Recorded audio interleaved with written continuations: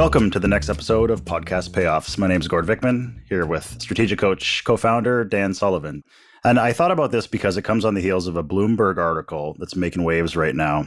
So Spotify is, people see it as a music streaming service, podcast streaming service, in direct competition with Apple, basically. They've spent $1 billion. Their chief content officer, Don Ostroff, as of 2018, spent more than $1 billion buying shows and studios, deals with big celebrities, and none of it is panning out.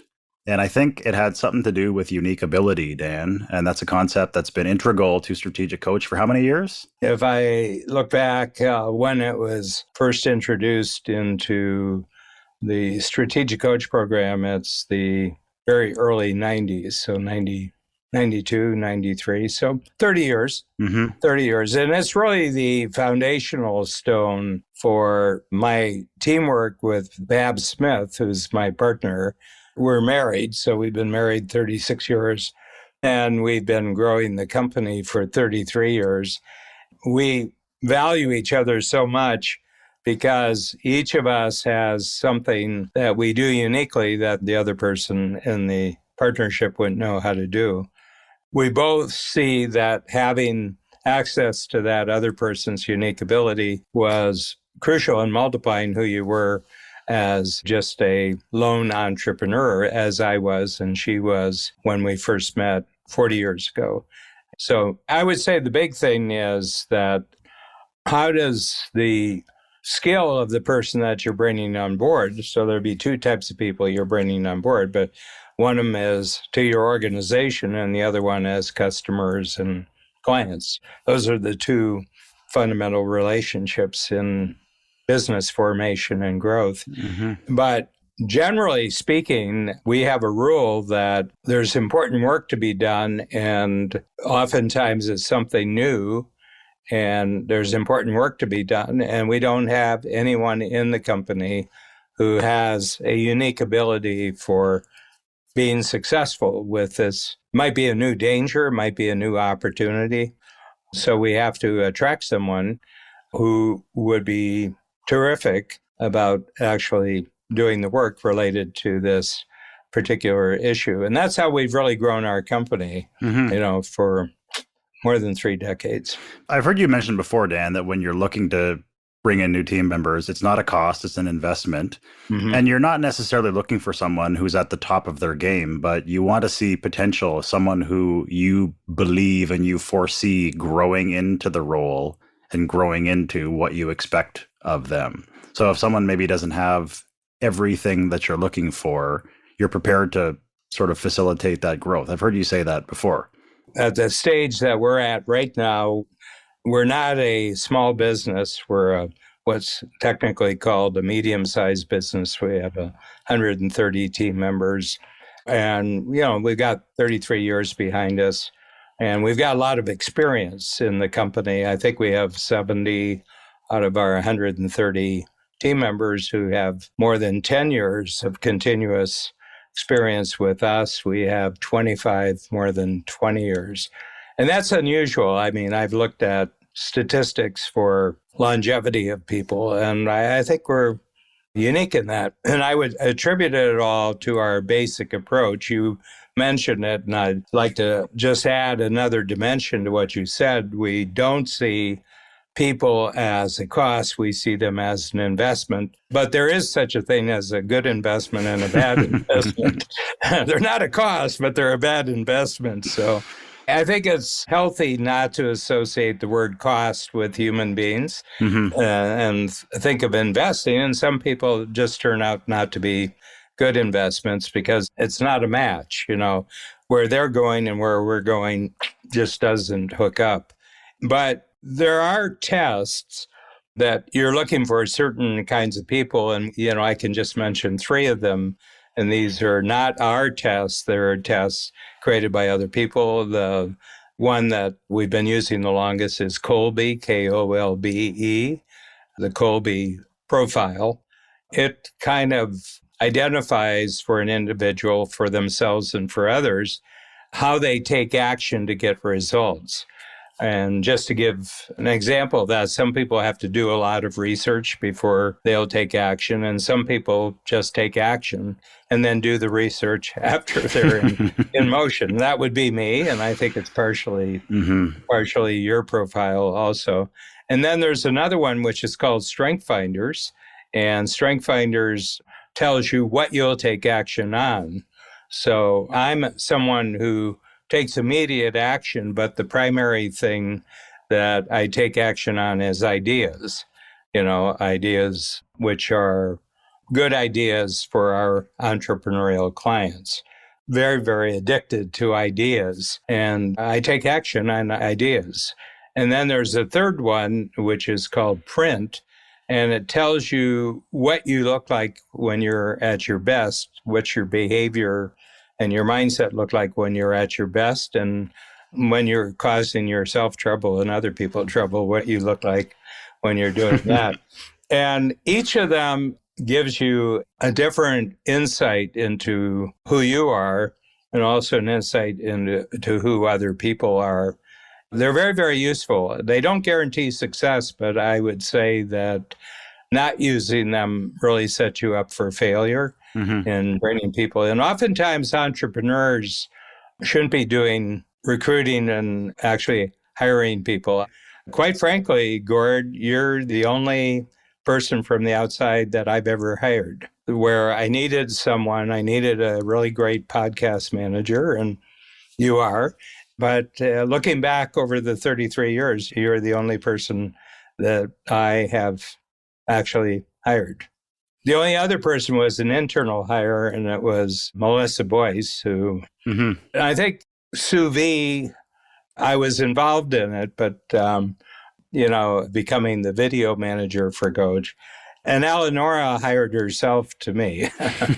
She said, this is what I would like to do for you.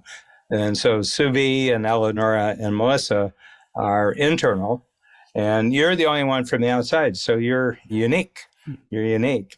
And I really put a lot of thought into it. I put a lot of really great thought into the hiring, and I used a tool that we call the Impact Filter, which said, if we have a really successful podcast manager, this will get done, this will get done, this will get done, this will get done. Not describing the person, but just describing what the impact of having a podcast manager would be. And you read that before you responded to our offer.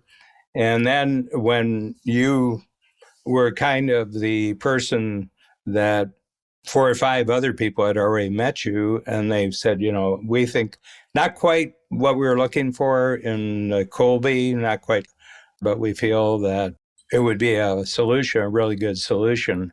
Then I created a tool called 4x4, and 4x4 kind of tells you for the two of us to work together, this has to be true. And this is how you have to show up mindset-wise, alert, curious, responsive, resourceful, results-wise, faster, easier, cheaper, bigger. And then there's an area, if you pull this off, you're going to be a real hero to me. And there are certain things which, if you do, you're going to drive me crazy. And you don't want to go to any of these things that drive me crazy, because for almost no reason whatsoever, I'll just fire you if you go here. And anyway, and you knew all that before we met. So I think you had a pretty good hand. I think I had a good handle on you before we met, and I think you probably had an exceptional handle on me before you came in. I did my research. If you're listening to the show right now, you might be wondering, well, what does the strategic coach hiring process and Colby and Print and everything have to do with this article, the Bloomberg article? Well, we're going to bring it all home because it is under the same umbrella. I think strategic coach does a great job in hiring. I've never been through such an extensive process before. I learned a lot about myself. I learned a lot about what I'm capable of. And I think strategic coach does it right. Quick little sidebar, Dan, when COVID hit and we all were remote within 48 hours, you mentioned before that you think the heritage and the longevity of many of the team members here were partially the reason why there was so little scrambling, because you have so many people within the walls of Coach here, both literally and figuratively, who know the business so well. Everybody almost knew what they had to do. And if you have a building full of people who've been around for 6 months, there's going to be a lot of scrambling going on. Like that was a big thing, right? Just the heritage of the people and the longevity. Yeah, well, I call it institutional wisdom. Hmm. And I've noticed that where things are breaking down, and the airline industry would be a prime example right now, the flying is actually the most successful part of the airline industry right now. I mean, once it leaves the ground, it's pretty good, you know. Yeah. You know, they generally land, and they generally, you're where you're supposed to be when you land. But what happens to you before you get on the plane and what happens to you after you get on the plane is the worst that I've seen it in 60 years of flying. And I think the reason is that when COVID happened, two things happened which were really showing up in problems right now, is that a lot of people were close to retirement and just decided to use this as an opportunity just to do an early out. Hmm. And that included pilots and air crews, and especially the ground crews that handle check-ins and the ground crew that handles baggage. I think a lot of people had 20, 30, 40 years of experience in the terminals, Hmm. airport terminals, and they just said, it's not worth it after, being out for 6 months or a year. It's just not worth going back. I just don't want to go back. And the other thing is, I think the airlines needed to cut costs, obviously, because they weren't flying. And they gave early offers to a lot of their senior people who were biggest on the payroll, and they had to cut costs. But unfortunately, yeah, they cost the most, but they also had tremendous wisdom that can't be written down in a manual. Hmm. There's a wisdom of people who've worked together for a long time successfully that they just kind of know. I mean, you see this in all walks of life. You see this in sports, you see it in entertainment, but you just know what the other person's going to do. You just know where the other person's going to be, and you just know how the other person's going to handle things. And it's a wisdom. And I think probably 60% of the institutional wisdom that makes flying an okay experience or even an enjoyable experience didn't come back after COVID. I mean, the airline industry is just one node of 1,000 nodes that make the world economy grow. And I think every one of them, the same story that I just told about the airline industry, is true in these other industries. Yeah, it's a lot of unique ability walking out the door. And so we promised right off the top, we're going to bring this all home and we're going to show you how this relates to bringing good people into your organization, because the theme of the Bloomberg article, how Spotify basically dropped the ball, fumbled in terms of bringing people into that organization who they thought were going to make them lots of money. So we have strategic coach who is hiring properly and doing it well using the tools and all the capabilities that we have. And not just coach, but the thousands of entrepreneurs that you coach, Dan, who bring these systems into their own organizations as well. So they can relate. It's not just strategic coach and saying, oh, we're the best, we're hiring better than anybody, but you've taught thousands of people how to do this as well. And many of them have implemented that in their own organizations. So we mentioned Spotify's chief content officer spends $1 billion bringing in the Obamas. They recorded less than 15 hours of content. Kim Kardashian made a big splash signing her $1 deal. Hasn't done a thing. Prince Harry and Meghan did 2 shows, haven't done a thing. Oh, I forgot. Obama did a show with Bruce Springsteen, and that was supposed to make it all better. So that was a fart in the wind, basically. Now they're gone. They've signed with somebody else. So the internal research shows they haven't really produced any hits with this $1 billion of an investment. And just as a sidebar to this, music streaming, which is Spotify's bread and butter, is not profitable because the labels and the publishers take 70% of every dollar. So they're not making money off streaming music. So they had podcasting as their saving grace, right? And this is why they thought, I'm going to go in and find people with unique abilities. I'm going to find people with built-in audiences like the Obamas, the Kardashians, because they thought bringing someone in and building an audience, that takes too long. I don't want to go through that. I don't want to grow with anybody. I don't want to find people who are actually good at doing radio shows, podcasts, people who have a knack for audio, people who know how to tell stories. I'm just going to find the biggest personalities in the world and bring them in, and they're going to bring their audience with us. So Spotify went, they bought studios, they bought distributors, they bought audio hosts, they bought ad sales vehicles, because they see podcasting as a $100 billion a year industry. But as of right now, according to Bloomberg, only 14% of their shows make any money. And then when I read that article, I read it 2 or 3 times because I thought they're bringing in people who have no proclivity towards this medium whatsoever. Their unique ability doesn't match any of the things that they're trying to accomplish with it. So it seemed to me like if they had spoken to you before they started this, maybe they'd bring people in who are actually good at this kind of thing and grow them. Well, the very interesting thing is if you contrast the personalities, let's say they're bringing Joe Rogan on board, but he had built his own audience. I mean, he brought his audience with him. I don't know if you've got a Facebook audience or a Twitter audience that translates into a podcast audience. I'm not familiar because I'd never actually involved myself in either Twitter or podcasts. I mean, my team does it for me, but I myself have never done it, so I have no feel for those. But the other thing is, it really strikes me that in all the cases that you mentioned, their past is bigger than their future. Ah, now we're getting somewhere. So you believe that they're... Well, ex-presidents are ex-presidents, I have to tell you. Yeah. Actually ex-presidents who spend a lot of time preaching and everything else, they're expected to go off and work on their golf game after they're president of the U.S.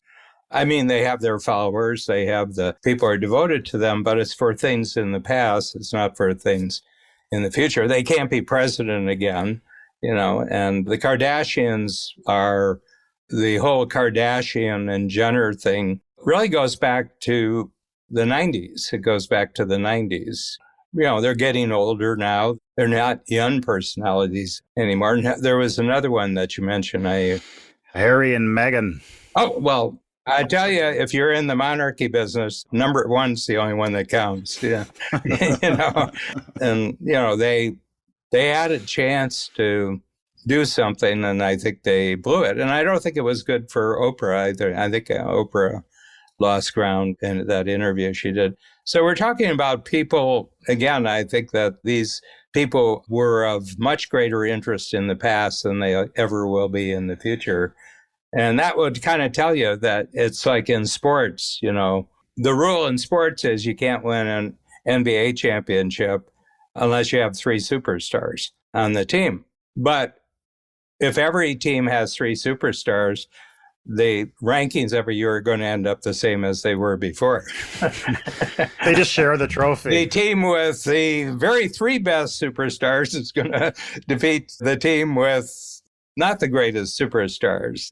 And besides, I don't think Spotify or any of the other podcast networks really have enough ground under their feet yet to say what the podcasting industry is going to be. Mm-hmm. Yeah. Yeah. So you take radio. When radio was 10 years old, it was the 1930s.